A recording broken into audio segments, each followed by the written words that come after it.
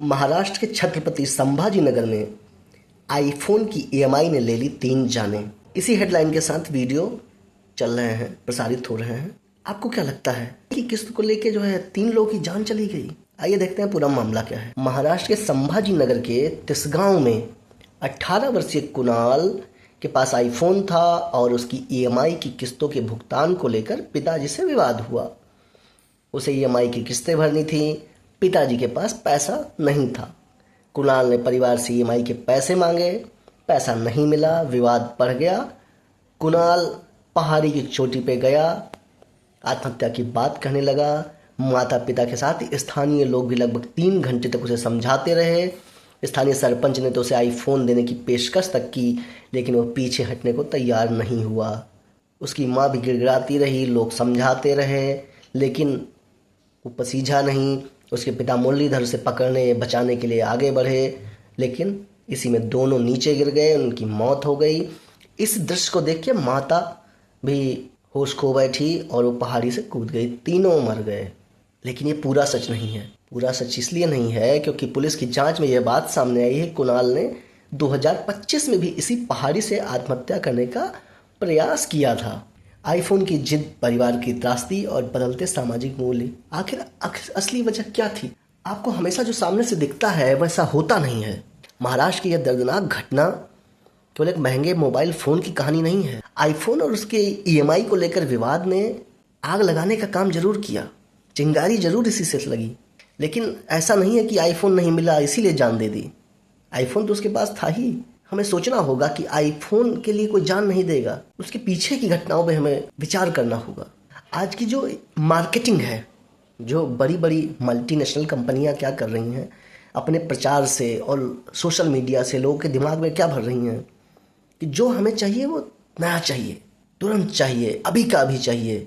बच्चे और युवा अपने आसपास के लोगों को महंगे फ़ोन, लाइफस्टाइल के साथ देखते हैं। धारणा क्या बनती है कि महंगी वस्तु केवल सुविधा नहीं बल्कि प्रतिष्ठा, पहचान है।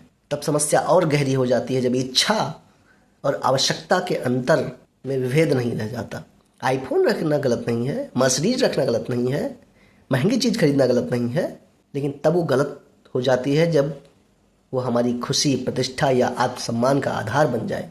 आजकल के ज़माने में हर जगह ईएमआई है, सबकी खरीदने की क्षमता बढ़ गई है। आदमी 10 लाख की चीज़ तुरंत खरीद सकता है, लेकिन 5 साल ईएमआई भरने की क्षमता का निर्धारण कैसे होगा? अभी तो वो खरीद सकता है, बाद में क्या?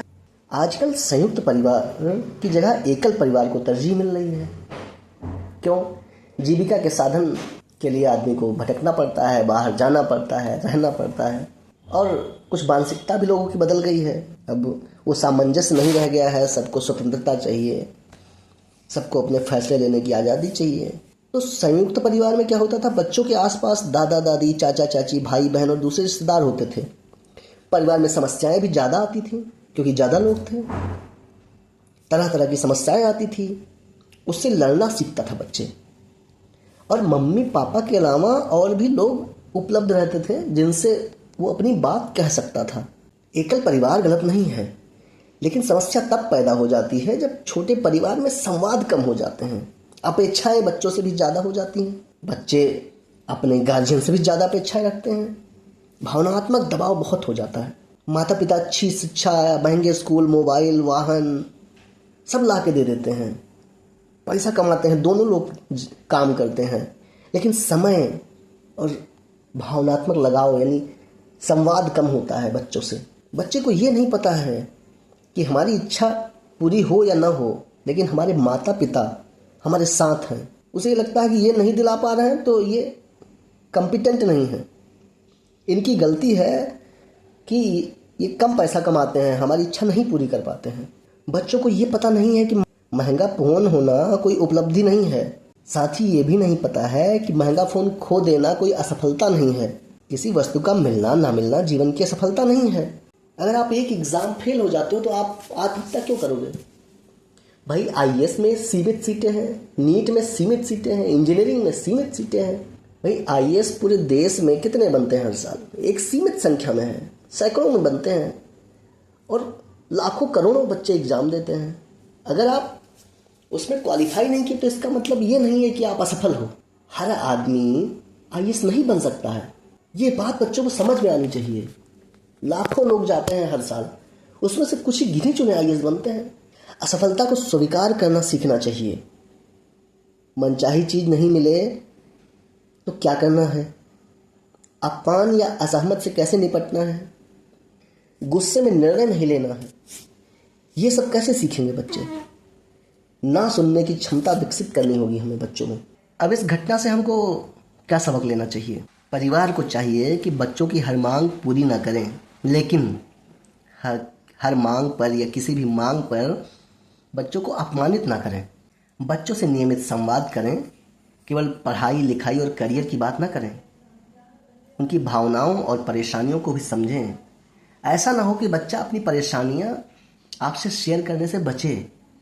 उसके मन में ऐसा डर ना रहे कि हमसे कोई सामान गायब हो गया तो हम घर पे नहीं बता सकते, मेरी शर्ट फट गई तो नहीं बता सकते, किसी से झगड़ा हो गया तो नहीं बता सकते। उसके साथ संवाद रखिए, पैसे की भी कीमत समझाइए, बचत, ईएमआई और कर्ज की बुनियादी समझ जरूर दीजिए। सबसे बड़ी बात, ना कहना सीखें और बच्चों को ना स्वीकार करना सिखाएं। असफलता सिर्फ पढ़ाई लिखाई से नहीं जुड़ी है। असफलता को स्वीकार करना सिखाएं। असफलता का मतलब सब कुछ खत्म हो जाना नहीं है। और हाँ, अगर आपको कभी भी लगे कि बच्चा आत्महत्या से जुड़ी बातें कर रहा है, बहुत ज़्यादा गुमसुम हो रहा है, बहुत ज़्यादा चिड़चिड़ा हो रहा है, तो उसकी काउंसलिंग ज़रूर करें। बच्चों को ये समझ होनी चाहिए कि पैसा, गाड़ी, घोड़ा, इन सब से बड़ा है जीवन। जीवन का मूल्य जरूर समझाएं। महाराष्ट्र की यह घटना हमें आईफोन के बारे में कम और हमारे समाज के बारे में ज़्यादा सोचने पर मजबूर कर रही है। संभव है कि आईफोन और ईएमआई इस घटना का तत्काल कारण रहे हों, लेकिन इस घटना को केवल यह कहकर समाप्त कर दें कि आज के बच्चे मोबाइल के लिए जान दे रहे हैं, यह उचित नहीं है। हमें अपने समाज से पूछना होगा, हमें अपने परिवार से पूछना होगा कि क्या हमने उन्हें सफलता दिलाई लेकिन असफलता स्वीकार करना सिखाया। क्या हम अपने बच्चों को जो सुविधाएं दे रहे हैं, क्या उनके बिना उनको खुश रहना सिखाया। क्या उनको ये भरोसा दिलाया कि हर घड़ी, हर संकट में हम उनके साथ हैं, वो खुलकर अपनी बात रख सकते हैं। अपना और अपनों का ख्याल रखें, संवाद बनाए रखें। जीवन बहुत ही अनमोल है, इसको यूं ही ना व्यर्थ करें। धन्यवाद।